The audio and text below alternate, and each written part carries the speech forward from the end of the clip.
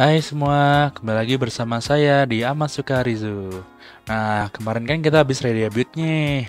Nah, nggak afdol dong kita nggak bahas kedokteran lagi ya. Nah, jadi pada kali ini kalian sudah tahu lah ya saya mau bahas apa, yaitu apa? Gagal jantung congestive atau congestive heart failure. Nah, kalian pasti seringnya dengarnya gagal jantung aja ya. Nah, gagal jantung itu adalah sindroma klinis kompleks yang disebabkan oleh gangguan struktur dan fungsi jantung sehingga mempengaruhi kemampuan jantung untuk memompahkan darah sesuai dengan kebutuhan tubuh.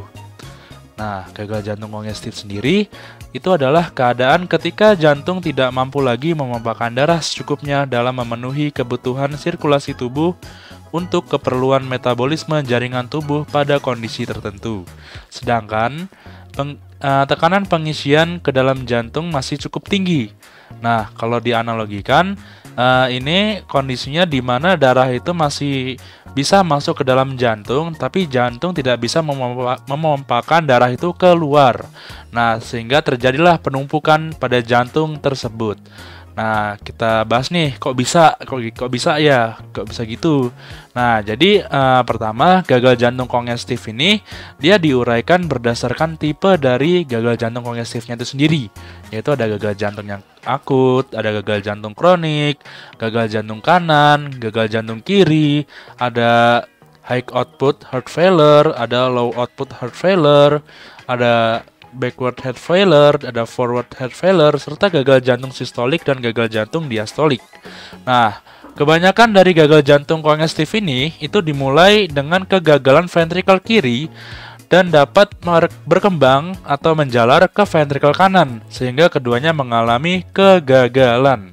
Nah, keadaan ketika jantung tidak mampu memompahkan darah secukupnya dalam memenuhi kebutuhan sirkulasi tubuh untuk keperluan metabolisme jaringan tubuh pada kondisi tertentu, sedangkan tekanan pengisian ke dalam jantungnya masih sangat cukup tinggi.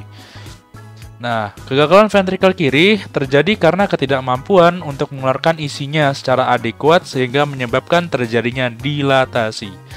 Peningkatan volume akhir dan peningkatan tekanan intraventrikular pada akhir diastolik itu ya peningkatan tadi itu. Jadi pada tekanan intraventrikular dan akhir diastolik itu terjadi peningkatan volume dan akhirnya menjadi dilatasi. Mohon maaf agak kurang jelas ya. Jadi hal ini berefek pada atrium kiri di mana terjadi ketidakmampuan atrium untuk mengosongkan isinya ke dalam ventrikel kiri, dan selanjutnya tekanan pada atrium kiri akan meningkat ke titik peningkatan yang berdampak pada vena pulmonal yang membawa darah dari paru-paru ke atrium kiri dan akhirnya menyebabkan kongestif vaskular pulmonal. Nah, gejala klinis dari penyakit gagal jantung kongestif ini adalah sesak ketika beraktivitas, lalu sering terbangun pada malam hari yang dikarenakan sesak nafas itu. Nah, waktu berbaring pun juga terasa sesak. Itulah kenapa kok waktu malam hari juga masih terasa sesak dan sering terbangun di malam hari. Terus nafasnya pendek dan terdapat pembekakan pada kaki. Nah, tapi dari gejala klinis tersebut belum cukup untuk menegakkan diagnosis dari gagal jantung kongestif ini. Perlu adanya pemeriksaan fisik, pemeriksaan penunjang, seperti itu.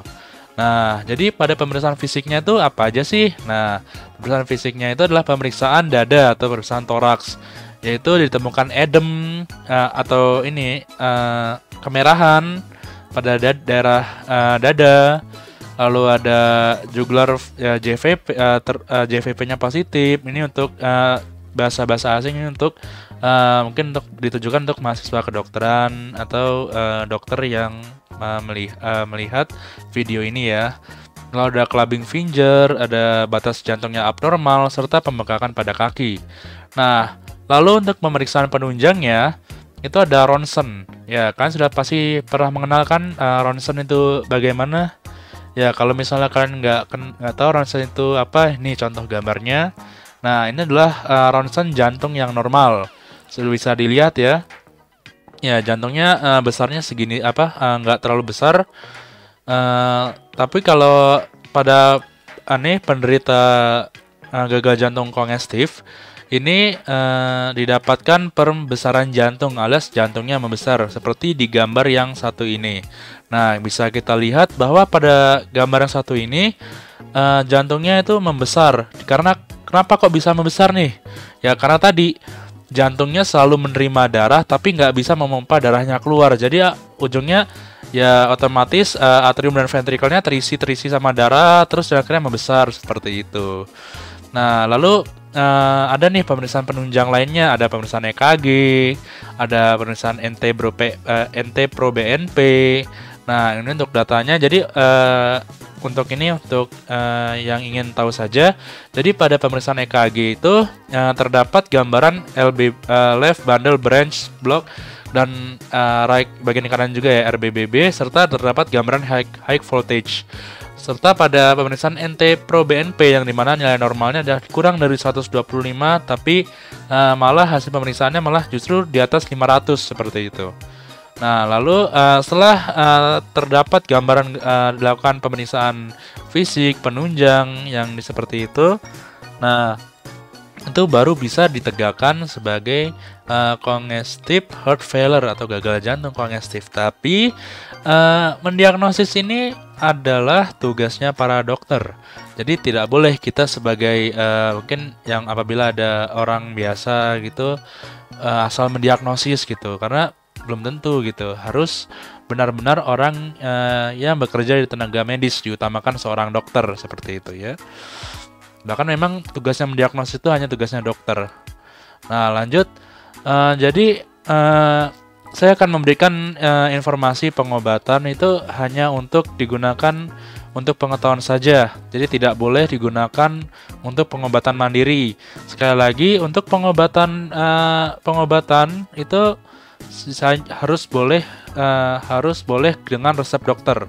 Jadi kalian mau beli obat tentang jantung itu harus ada resep dokternya gitu. Tidak boleh asal membeli di apotek. Jadi obat-obat apa saja sih yang biasa digunakan nih kalau lagi penyakit CHF atau gagal jantung kongestif? Itu ada furosemide, captopril, propanolol, dan kalau misalnya sesaknya parah itu bisa ditambah pemberian oksigen dan nasal kanul. Nah, lalu untuk yang ini untuk tata laksana yang non farmakologis atau yang non obat itu biasanya pasien disuruh menghindari aktivitas yang berat, lalu disuruh kontrol pemasukan cairan. Jadi kalau misalnya minum itu maksimal 1 liter gitu, nggak boleh banyak-banyak gitu. Ya supaya jantungnya kerja jantungnya tidak tambah berat lagi seperti itu ya. Dan juga untuk penderita penyakit gagal jantung kongestif ini sangat dilarang untuk merokok dan mengkonsumsi alkohol. Oke, sekian dari saya. Terima kasih. Ini daftar pustakanya. Bisa ini ya. Jadi saya tidak asal ngomong. Saya ada ada sumbernya. Sehingga apa yang saya ucapkan ini bisa dipertanggungjawabkan. Oke, baik. Terima kasih telah mendengarkan pembelajaran tentang penyakit congestive heart failure. Sampai jumpa di pertemuan selanjutnya. Oh iya, bagi yang belum follow Instagram atau akun media sosial lain Rizu, bisa segera follow ya atau subscribe gitu kalau misalnya belum subscribe channel ini. Serta apabila ingin masuk server Discord sudah tersedia di ini di mana? Di deskripsi. Tapi kalau misalnya ada link yang error itu bisa saja DM Instagram Rizu, udah DM aja nggak apa-apa. Dan juga selanjutnya kalau misalnya ada kritik dan saran bisa isi Google Form di bawah ini. Oke, terima kasih.